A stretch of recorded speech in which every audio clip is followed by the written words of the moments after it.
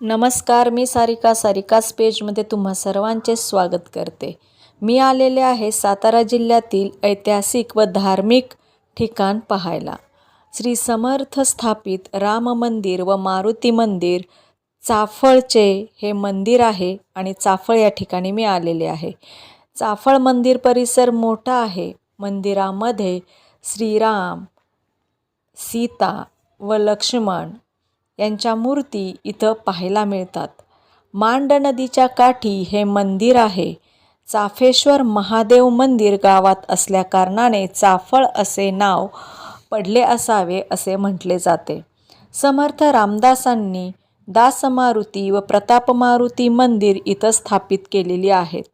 चाफळचे हे मंदिर स्थापन करताना छत्रपती शिवाजी महाराज यांनीही मदत केली होती असे सांगितले जाते. परिसरात श्री गणेश मूर्ती, मारुतीरायांची मूर्ती आणि सुंदर अशी श्री प्रभू रामचंद्र, सीतामाता व लक्ष्मण यांची मूर्ती पाहायला मिळते. मंदिर गाभाऱ्याचे असे वैशिष्ट्य दिसले की मधील चौकटीतून श्रीराम, सीता व लक्ष्मण यांच्या मूर्ती एकसाथ दिसतात व उरलेल्या दोन्ही चौकटीतून पाहिले असता लक्ष्मणाची फक्त मूर्ती आणि दुसऱ्या चौकटीतून सीतामय्याची फक्त मूर्ती यांचे आपणाला दर्शन घडते. हे वैशिष्ट्य इथं आल्यानंतर मला जाणवले. मंदिरावरती कोरीव काम केलेले दिसते. परिसर भव्य असल्याने मनाला शांती प्रदान करतो. तसेच इथं काही अंतरावर रामघळ ही पाहायला मिळते, जिथं रामदास स्वामी यांची ध्यानधारणा होत असे ठिकाण इथं जवळच आहे.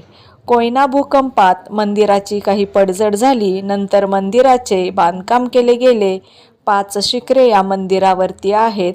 तसेच मंदिरावरती मत्स्य, कूर्म, वराह, वामन, परशुराम इत्यादींचे कोरीव काम केलेले आपणाला दिसून येते.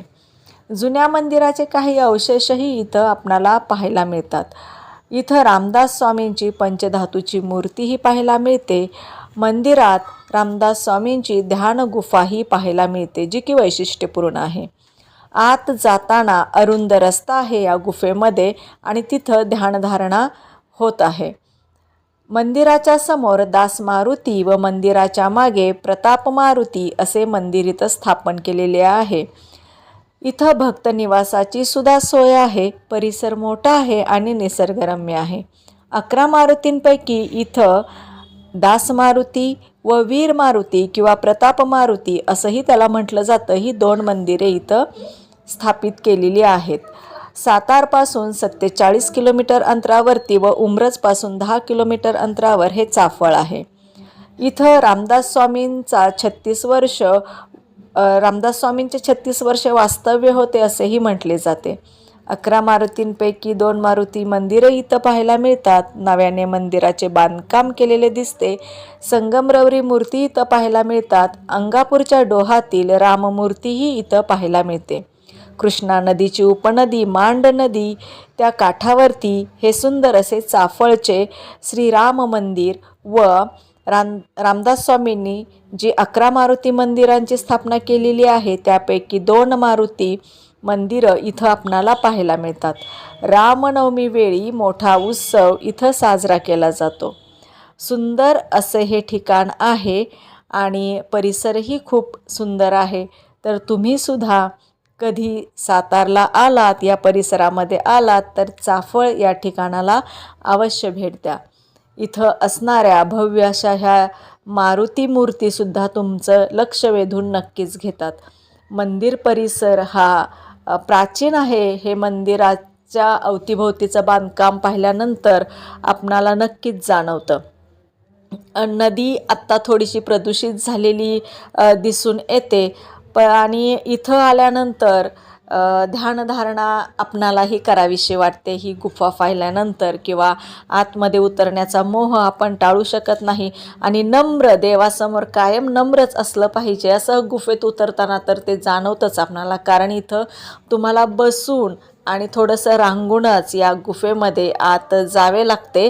सुंदर अशी ही गुफा आहे. मंदिर तर खूप छान आहे आणि मंदिरातील राम, सीता आणि लक्ष्मण यांच्या मूर्तीसुद्धा आपलं लक्ष वेधून घेतात. इथं आल्यानंतर जवळच असणारं रामगड हे ठिकाणसुद्धा पाहण्यासारखं आहे. आणि इथून काही 1-1.5 किलोमीटर अंतरावरती आपणाला धरण ही आपणाला जवळच पाहायला मिळते. हा परिसर आपणाला फिरत असताना अयोध्येच्या राम मंदिराची आठवण आल्याशिवाय राहणार नाही. कारण मंदिराचा बांधकामाकडं पाहिल्यानंतर आपणाला थोडंसं आता अयोध्या मंदिरसुद्धा रामाचं आठवतं. मंदिर परिसर स्वच्छ आहे, शांत आहे, आल्हाददायक आहे. तर कधी आलात तर चाफळच्या या राम मंदिराला जरूर तुम्ही भेट द्या. सारिकास पेजमध्ये तुम्ही हा व्हिडिओ शेवटपर्यंत पाहिलात त्यासाठी तुम्हा सर्वांचे पुन्हा एकदा आभार. धन्यवाद.